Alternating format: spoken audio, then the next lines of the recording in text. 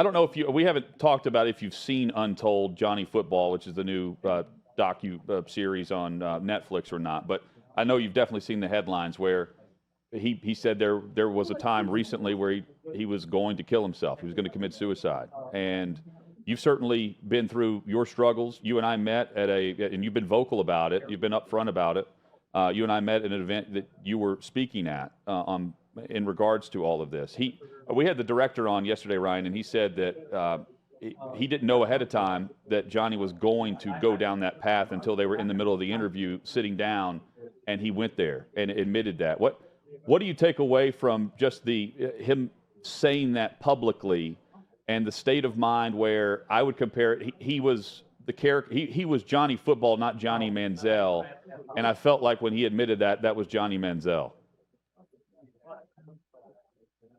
Yeah, I got a chance to watch it last night. I was hopeful for this, and I don't want to. I mean, I'd love to hear from Johnny. I mean, we probably heard 100 words come out of his mouth during the documentary. I mean, nothing. And I put this on Netflix. I would have loved to have been able to talk to that director today and said, you have done everybody such a disservice. Once again, people have taken advantage of Johnny Manziel. There was no solutions. There was no addressing the bipolar diagnosis and how he's dealing with it and how he's living with it around his substance abuse. And then at the very end, he talks about, being, back in the day, being in a frat. The football team was the frat.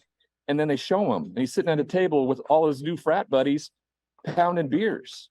I don't know what they were trying to achieve. If they were trying to achieve like a montage of this great, unbelievable college football star, by all means, let's do it. But that's not what Untold has been doing. Go back and look at the Marty Fish mental health documentary they did. It's unbelievable. And I was hoping for that. So, why do it? I don't get it. I don't quite understand it. I put the blame at Netflix. I lay it at their feet. I feel like they took advantage of somebody that I don't know what they needed to maybe lift him up again. His dad and his sister talking about, why isn't he doing anything? Well, he's not in a place where he can. And, we want people who are still struggling and people who are gone through those types of things. And the ability to talk about it like that, talk about wanting to take your own life, to showcase. I think that was a good first step. I'm glad they showed that, but it was just so awkward and out of place from what the whole thing was. And maybe I'm too close, or maybe because I see it from a different perspective, because I know a lot of my football friends have loved it because they've got to see this, this crazy rise of what that looked like in 2012 and 2013. But, for me, the way I'm looking at something is somebody who has a disease and needs to be treated. And I don't think they did him any service in that. And so, like I said, nothing against Johnny. He's doing what he has to do to figure it out. And I am here for him if that is ever anything he needs. But Netflix, that director, the producers on it, they did exactly what everybody's done for so long around mental illness and substance abuse. They stigmatized it, continued to do it. They talked about it like snippet, and then just did not address it again the rest of the way.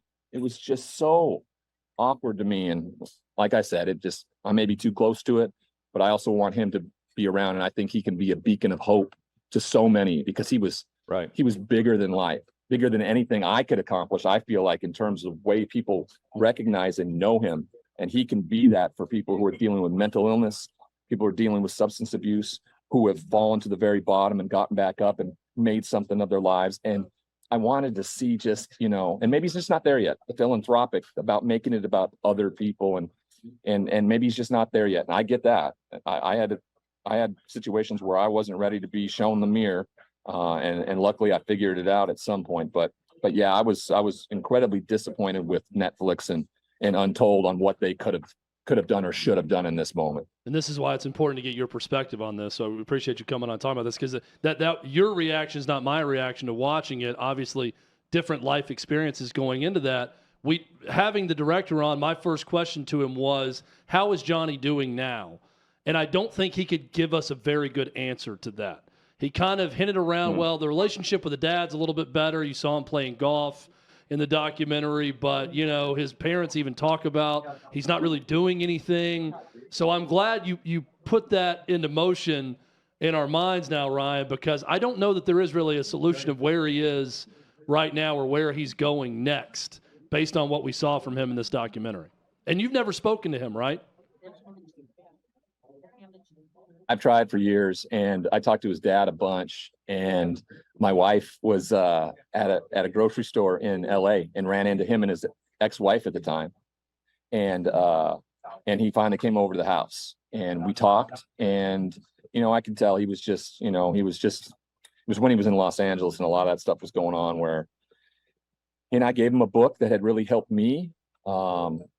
And we planned on getting back together and talking some more. And I was gonna, you know, introduce him to some people, some fellowship things, and I've never heard from him again. So, like I said, that happens all the time when you start working with people who are new into recovery or things like that, and they just, you know, they just disappear because they're just not ready to, you know, take an honest look maybe at everything. And so that, yeah, it was the one time.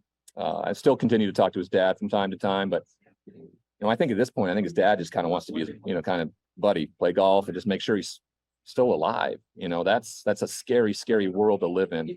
And so I just wish they would have defined it one way or the other. Like this is a football documentary. We're going to show you Johnny football. We're going to talk about what the NCAA has limited these players for so long for, you know.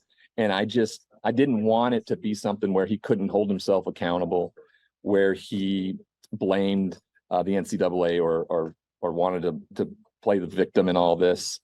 You know, I thought maybe the end was him and Nate reuniting when they split, when this guy that just, like, you know, covered his tail for so long. And instead, you know, he's, you know, shooting, you know, high noons with his new golf buddies who are just part of a frat again. I just didn't quite understand.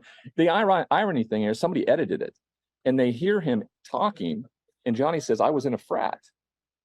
Yeah. I'm not in a frat anymore. And then you look around and they're all throwing darts and they're all boozing up. And I'm just going, Ryan, I mean, did the editors do that on purpose?